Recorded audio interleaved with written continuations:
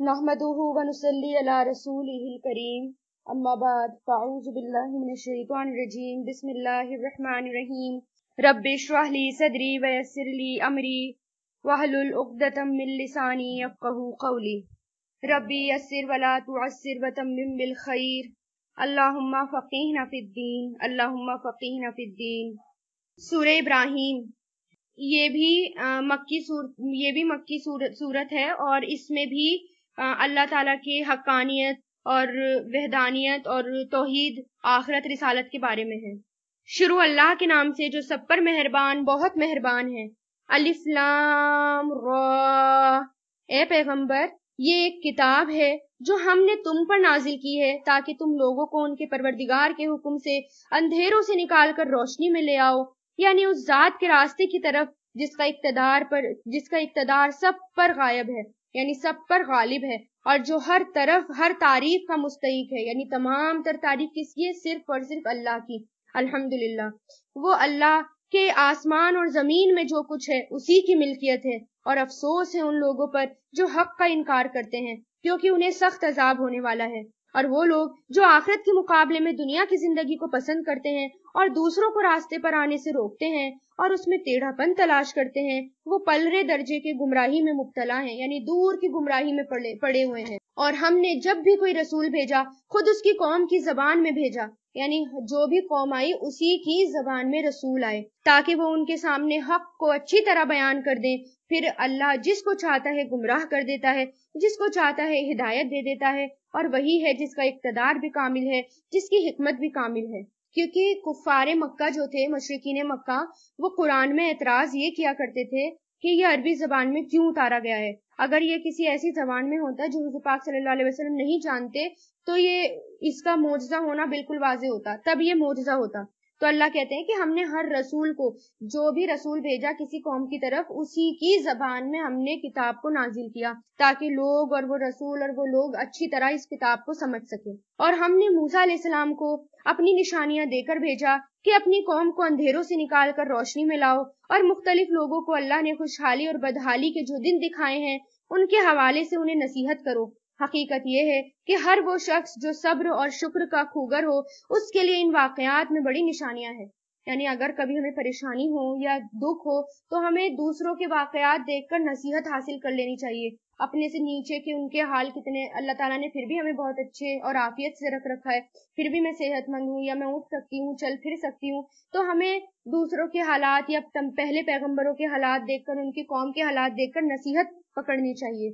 और वो वक्त याद करो जब मूसा ने अपनी कौम से कहा था, अल्लाह ने तुम पर जो इनाम किया है उसे याद रखो कि उसने तुम्हें फिरौन के लोगों से निजात दी जो तुम्हें बदतरीन तकलीफें पहुंचाते थे और तुम्हारे बेटों को ज़िबा कर डालते थे और तुम्हारी औरतों को जिंदा रखते थे। और इन तमाम वाक़े में तुम्हारे परवरदिगार की तरफ से बड़ा जबरदस्त इम्तिहान था। और वो वक्त भी जब तुम्हारे परवरदिगार ने ऐलान फरमा दिया था कि अगर तुमने वाकई शुक्र अदा किया तो मैं तुम्हें और भी ज्यादा दूंगा, और अगर तुमने नाशुक्री की तो यकीन जानो मेरा अजाब बहुत सख्त है। और मूसा अलैहिस्सलाम ने कहा था कि अगर तुम और जमीन में बसने वाले तमाम लोग भी नाशुक्री करें तो अल्लाह का कोई नुकसान नहीं, क्योंकि अल्लाह बेनियाज है और खुद तारीफ वाला है। ए कुफ्फारे मक्का, यानी मुशरिकीन मक्का से कहा जा रहा है, ए कुफ्फारे मक्का, क्या तुम्हें उन लोगों की खबर नहीं पहुंची जो तुमसे पहले गुजरे हैं, कौमे नूह, आद और समूद, और उनके बाद आने वाली कौमें जिन्होंने अल्लाह के सिवा जिन्हें कोई नहीं जानता,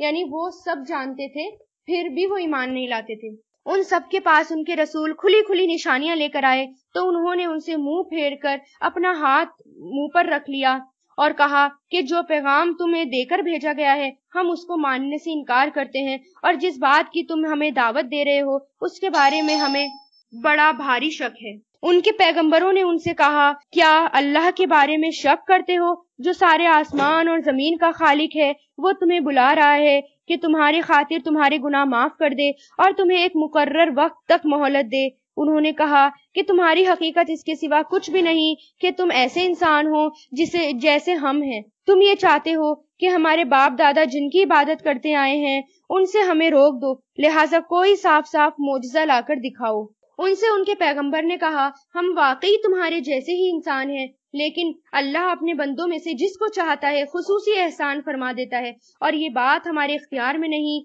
کہ ہم اللہ کے حکم کے بغیر تمہیں کوئی معجزہ دکھائیں، اور مومنوں کو تو صرف اللہ ہی پر بھروسہ رکھنا چاہیے، یعنی مومن کو صرف اور صرف اللہ پر ہی بھروسہ رکھنا چاہیے۔ اور آخر ہم کیوں اللہ پر بھروسہ نہ رکھیں جبکہ اس نے ہمیں ان راستوں کی ہدایت دے دی ہے جن پر ہمیں چلنا ہے، اور تم نے ہمیں جو تکلیفیں پہنچائی ہیں ان پر ہم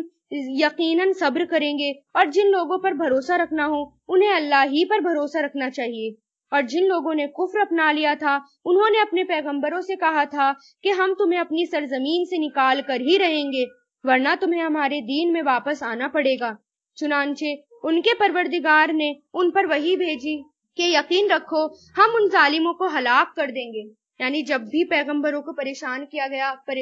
بہت ستایا گیا یا ان کی بات نہیں مانی گئی، تو جب انہوں نے دعا کری تو اللہ تعالیٰ نے ان کو تسلی دی کہ ان سے کہا کہ ظالم ضرور ہلاک ہوں گے، اور ظالموں کی اللہ تعالیٰ مدد کرنے والے نہیں ہیں،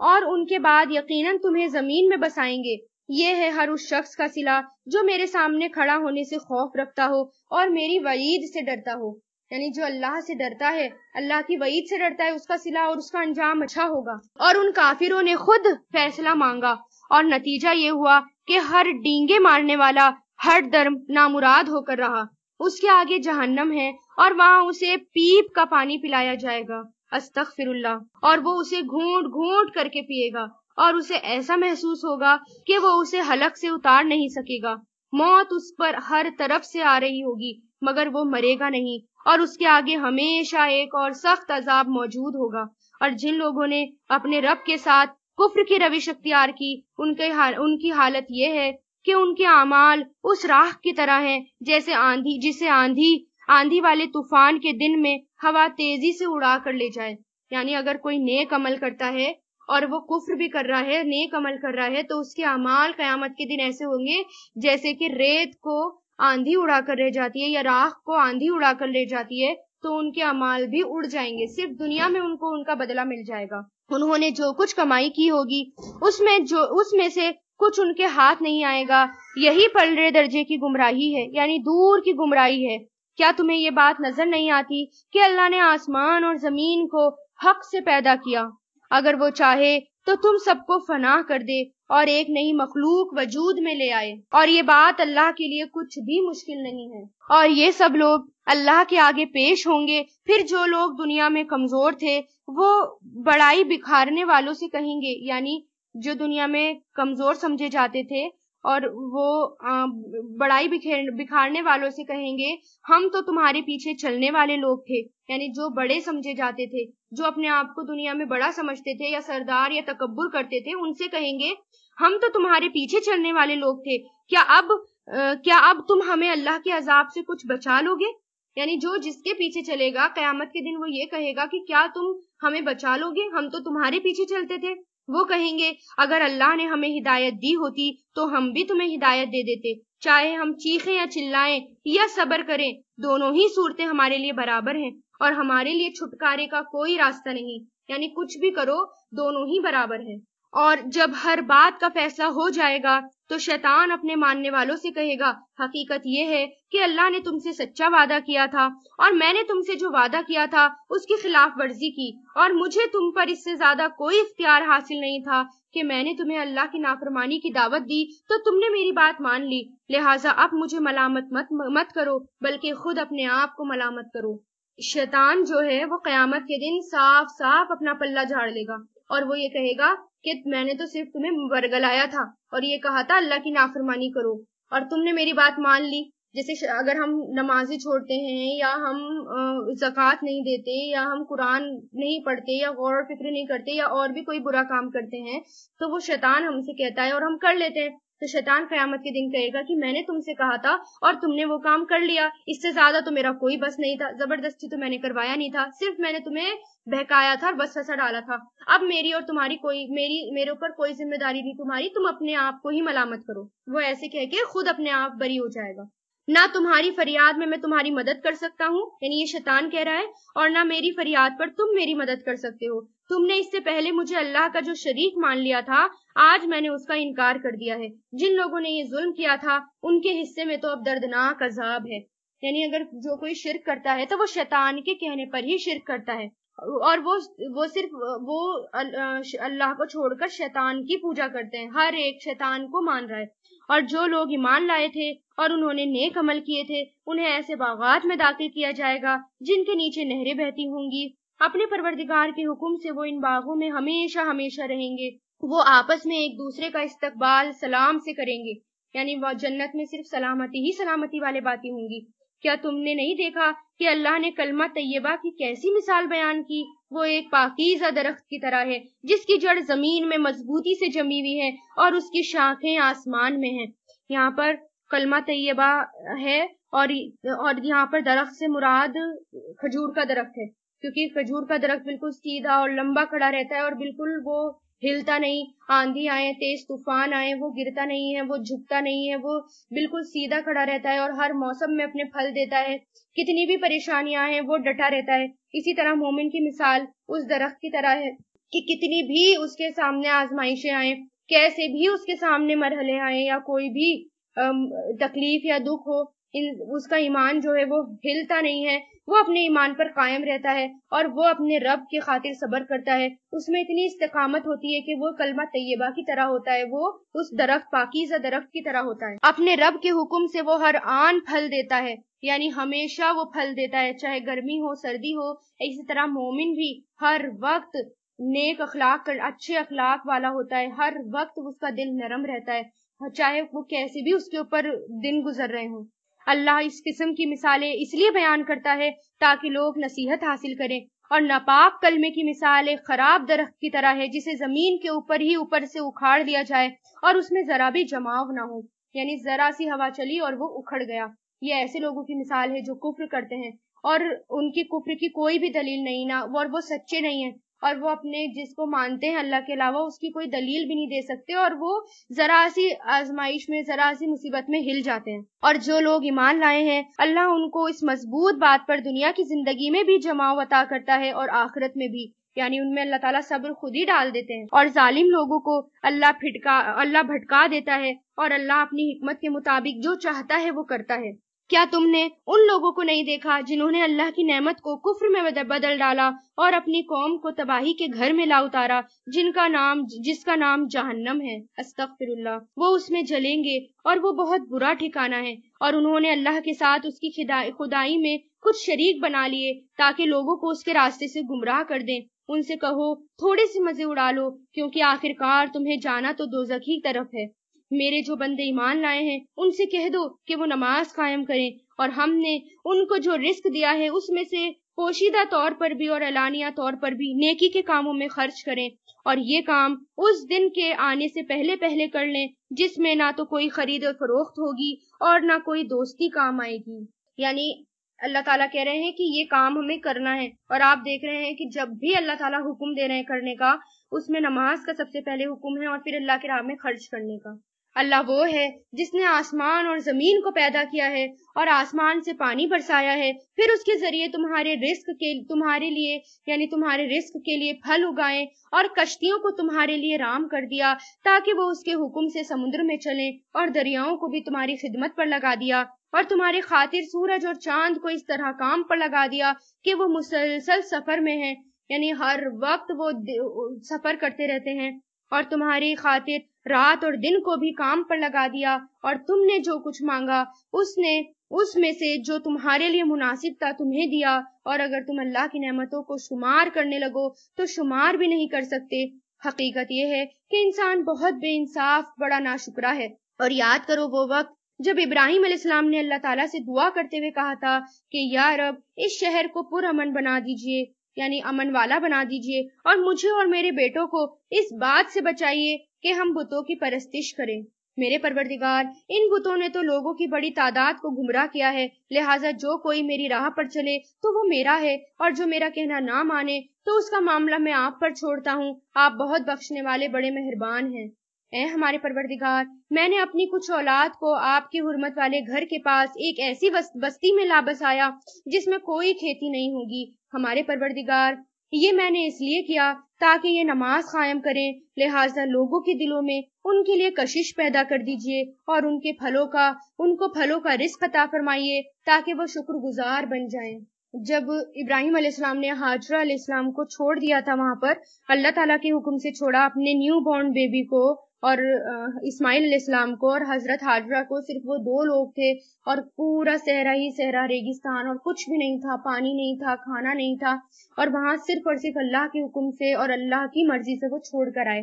اتنی سخت آزمائش تھی اس پر ابراہیم علیہ السلام کی، پھر انہوں نے ساتھ میں یہ دعا بھی کی، تو اس سے کیا ہوا کہ اللہ تعالیٰ کے حکم سے وہاں پر ایک زمزم، اللہ تعالیٰ نے پانی کا انتظام کیا، زمزم کا کنواں جاری کر دیا، اور پھر ایک قبیلہ جرہم وہاں پر آ کر آباد ہو گیا حضرت ہاجرہ کے حکم سے، پھر دھیرے دھیرے کر کے وہاں پر آبادی بڑھ گئی، اور آج وہاں پر ہر چیز اویلیبل ہے۔ یہ ابراہیم علیہ السلام کی دعاؤں کا ہی نتیجہ ہے کہ اللہ تعالیٰ نے سب چیزیں وہاں پر اویلیبل کرا دی، اور اچھی عمدہ کوالٹی کی، جو ہر کہیں نہیں ملتی لیکن وہاں پر مل جاتی ہیں۔ اے ہمارے پیغمبر، ہم جو کام چھپ کر کرتے ہیں وہ بھی آپ کے علم میں ہے، اور جو کام ہم اعلانیہ کرتے ہیں وہ بھی آپ کے علم میں ہے، اور اللہ سے نہ زمین کی کوئی چیز چھپی ہوئی ہے اور نہ ہی آسمان کی کوئی چیز۔ تمام تعریفیں اللہ کے لیے ہیں جس نے مجھے بڑھاپے میں اسماعیل اور اسحاق جیسے بیٹے عطا فرمائے۔ بے شک میرا رب بڑا دعائیں سننے والا ہے۔ یا رب، مجھے بھی نماز قائم کرنے والا بنا دیجئے، اور میری اولادوں میں سے بھی ایسے لوگ پیدا فرمائیے جو نماز قائم کریں۔ یہ دعا ہے نماز قائم کرنے کے لیے، بہترین دعا ہے، رب اجعلنی مقیم الصلاۃ ومن ذریتی، ربنا تقبل دعا۔ تو دیکھیں ابراہیم علیہ السلام نے بھی یہ دعا کی کہ مجھے اور میری اولادوں کو نماز قائم کرنے والا بنائیے، اس لیے ہمیں بھی نماز قائم کرنے والا بننا ہے، اور اپنی اولادوں کو بھی سختی سے اس بات کے لیے پابند کرنا ہے، بھلے ہی کھانا نہ ملے، چاہے رات کا کھانا نہ ملے، چاہے ناشتہ نہ ملے، لیکن نماز آپ کی نہیں چھوٹنی چاہیے، نماز آپ کو ہر حال میں پڑھنی ہے۔ یہ دل میں اتنا نماز کے لیے پوزیسو ہونا ہے۔ اے ہمارے پروردگار، اور میری دعائیں قبول کر لیجئے۔ اے ہمارے پروردگار، جس دن حساب قائم ہوگا اس دن میری بھی مغفرت فرمائیے، اور میرے والدین کی بھی، اور ان سب کی بھی جو ایمان رکھتے ہیں۔ ربنا اغفر لی ولی والدی وللمؤمنین یوم یقوم الحساب۔ وہ تو ان لوگوں کو اس دن تک کے لیے مہلت دے رہا ہے جس میں آنکھیں پھٹی کی پھٹی رہ جائیں گی، یعنی قیامت کے دن آنکھیں پھٹی کی پھٹی رہ جائیں گی۔ وہ سروں کو اوپر اٹھائے ہوئے دوڑ رہے ہوں گے، ان کی نگاہیں جھپکنے کو واپس نہیں آئیں گی، یعنی اتنا بدحال دن ہوگا کہ کوئی نیچے نہیں دیکھ رہا ہوگا، اوپر ہی اوپر دیکھ رہے ہوں گے، اور ادھر ادھر بھی نہیں دیکھ رہے ہوں گے، اور یہ سوچ رہے ہوں گے کہ یہ ہو کیا رہا ہے، اور ان کے دل بدحواسی میں اڑے جا رہے ہوں گے۔ اور اے پیغمبر، تم لوگوں کو اس دن سے خبردار کر دو جب عذاب ان پر آ پڑے گا، تو اس وقت یہ ظالم کہیں گے، اے ہمارے پروردگار، ہمیں تھوڑی سی مدت کے لیے اور مہلت دے دیجئے تاکہ ہم آپ کی دعوت قبول کر لیں اور پیغمبروں کی پیروی کر لیں۔ اس وقت ان سے کہا جائے گا کہ ارے کیا تم لوگوں نے قسمیں کھا کھا کر یہ نہیں کہا تھا کہ تم پر کوئی زوال نہیں آ سکتا، یعنی تم پر کوئی مصیبت نہیں آ سکتی، اور تم ان لوگوں کی بستیوں میں رہ چکے تھے جنہوں نے اپنی جانوں پر ظلم کیا تھا، اور یہ بات کھل کر تمہارے سامنے آ چکی تھی کہ ہم نے ان کے ساتھ کیسا سلوک کیا، اور ہم نے تمہیں مثالیں بھی دی تھی، اور وہ لوگ اپنی ساری چالیں چل رہے تھے، اور ان کی ساری چالوں کا توڑ اللہ کے پاس تھا، چاہے ان کی چالیں ایسی کیوں نہ ہوں جن سے پہاڑ بھی اپنی جگہ سے ہل جائیں۔ لہٰذا اللہ کے بارے میں ہرگز بھی یہ خیال دل میں نہ لانا کہ اس نے اپنے پیغمبروں سے جو وعدہ کر رکھا ہے وہ اس کی خلاف ورزی کرے گا۔ یقین رکھو اللہ سب پر غالب ہے اور زبردست انتقام لینے والا ہے۔ یعنی کسی کی بھی چالیں کتنی بھی زیادہ مضبوط ہوں، چاہے کتنی بھی زیادہ پلاننگ کر لے، اللہ کے آگے کسی کی چال نہیں چل سکتی، اور اللہ نے جو وعدہ کیا ہے رسولوں سے وہ سچا ہے، اور اللہ ضرور انتقام لینے والا ہے۔ اور اس دن جب یہ زمین ایک دوسری زمین میں بدل دی جائے گی اور آسمان بھی بدل دیا جائے گا، اور سب کے سب خدائے واحد و قہار کے سامنے پیش ہوں گے، یعنی سب صرف ایک اللہ واحد کے آگے پیش ہوں گے، اور اس دن تمام مجرموں کو تم اس حالت میں دیکھو گے کہ وہ زنجیروں میں جکڑے ہوئے ہوں گے، اور ان کی قمیض تارکول کی ہوں گی، اور آگ ان کے چہروں پر چھائی ہوئی ہوگی، تاکہ اللہ ہر شخص کو اس کے کیے کا بدلہ دے۔ اللہ جلد حساب چکانے والا ہے۔ یہ تمام لوگوں کے لیے ایک پیغام ہے، اور یہ اس لیے دیا جا رہا ہے تاکہ انہیں اس کے ذریعے خبردار کیا جائے، اور تاکہ وہ جان لیں کہ معبود ہر برحق صرف ایک اللہ ہے، اور تاکہ وہ سمجھ رکھنے والے نصیحت حاصل کریں۔ الحمدللہ آپ کی سورہ ابراہیم بھی پوری ہوئی۔ وآخر الدعوانا ان الحمدللہ رب العالمین، سبحانک اللہم و بحمدک، ونشہد ان لا الہ الا انت، نستغفرک و نتوب الیک۔